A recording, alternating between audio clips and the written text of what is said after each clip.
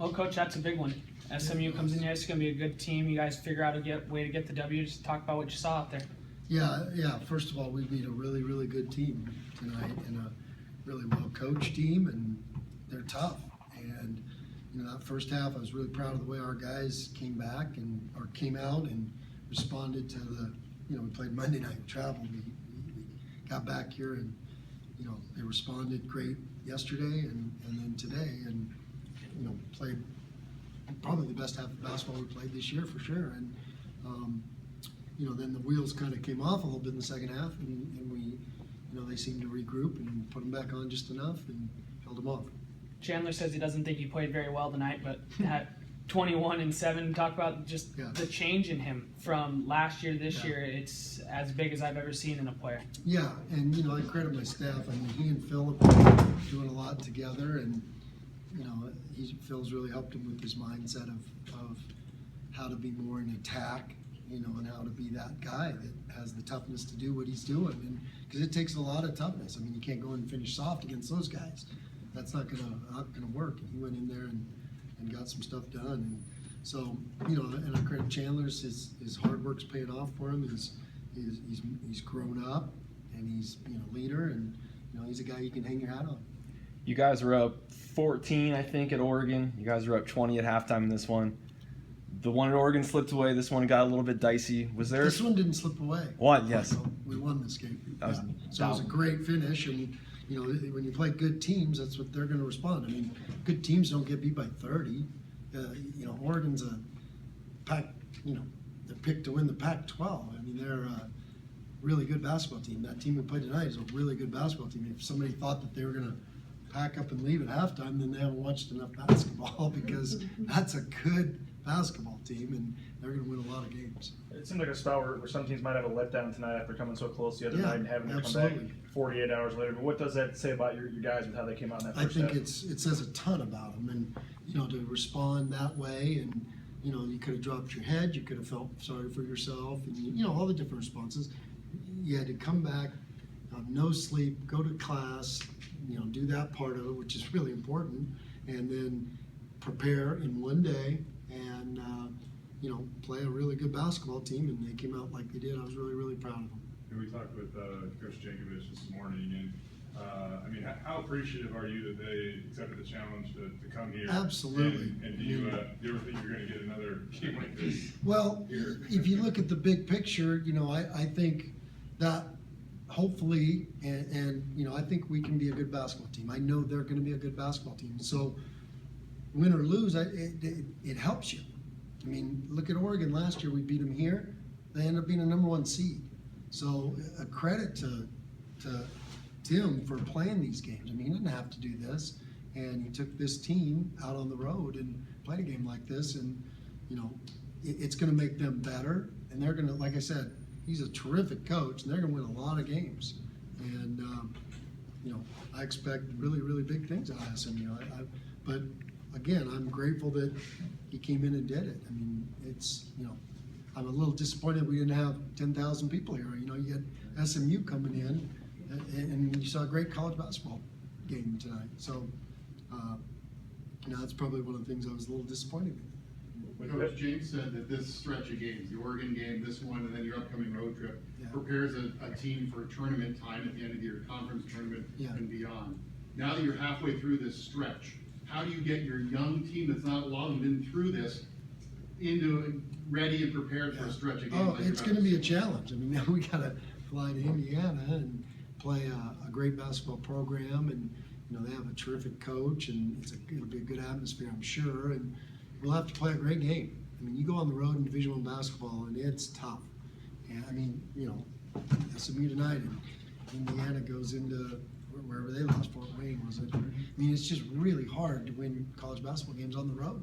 One of the hardest things to do in sports. And so we have to have the right mindset for this trip. And if we don't, we're going to be in trouble. So we got to have a sense of urgency. We got to attack the travel, and we got to, play our best basketball on Saturday. Well, back to Hutchinson for a second. I mean, I know we talked a lot about his improvement, but I mean, there he is. You're letting him dribble the shot clock down and kind of be the guy that's once the ball they were driving, hit a couple back-to-back big huge shots there in the final couple minutes. What and how do you really describe the type of player and the type of differences we're seeing from the last 2 years and what we're seeing? Well, it's sometimes you can't predict or you can't force the maturation process, and sometimes it's done out of necessity. And I think with this team, he had to become this, and he was making big progress. When we went to Costa Rica, I was like, God, he's so close. And like I said, I credit Chandler and my staff's done a great job. And like I said, he and Phil have really developed a great relationship, and I think he's really helping him with that development. And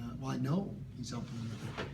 And he's helping them. So much of it is the mindset of how you attack it, how you approach it, how you have a seriousness to your work ethic, and that's what we're seeing. Is confidence a big deal for him too? Oh, absolutely. Confidence is always a big deal for every single player. You can't play the game of basketball without confidence, especially if you're shooting shots.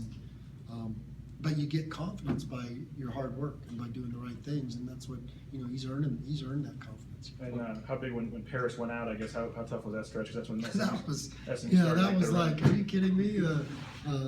We've had 2 of those this year where they disappear and they have to go get stitches, and we got tough kids though. They came back and they're junkyard dogs. They get bit in the face and bleed and come back with headbands, and they go in and make plays. What does it say about your team when you have Duncan, who has a slow night tonight, still able to get a win against a quality opponent? Huge. Against Oregon, with Hutchinson struggled a bit, but you're still able to keep it close. Right, and it's big signs for our team. And we're still learning a lot about ourselves, and we're getting better though. That's the biggest thing is, we have goals and aspirations for this team come January, February, and we have to get a lot better. And we have to get a lot better every time we get together. That's what we tell these guys, and it seems like they're doing that. We talk about Hutch near the end of the game and just kind of embracing that role of being the closer and finishing, and whether finishing or getting to the foul line, whatever it was. How important is it that somebody steps up and kind of accepts that role that we saw Derek Marks play for so long here and made this team pretty good? And how important is confidence in that role too? It's huge. You have to have it, and you have to have the confidence of the coaches, and we give him that, and he's good enough to go make plays. And so that's what you're seeing him do. But I'm just really proud of him. I'm really proud of our team, the way we're coming together as a team and responding. The bench was great, and lifting everybody up, and we're making progress, and we have to continue to grow.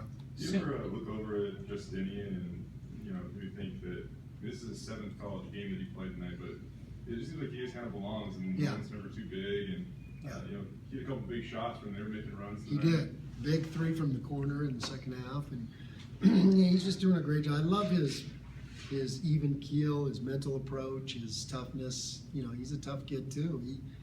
He's putting in the time, and a guy like that works and has that work ethic plus the toughness plus the skill.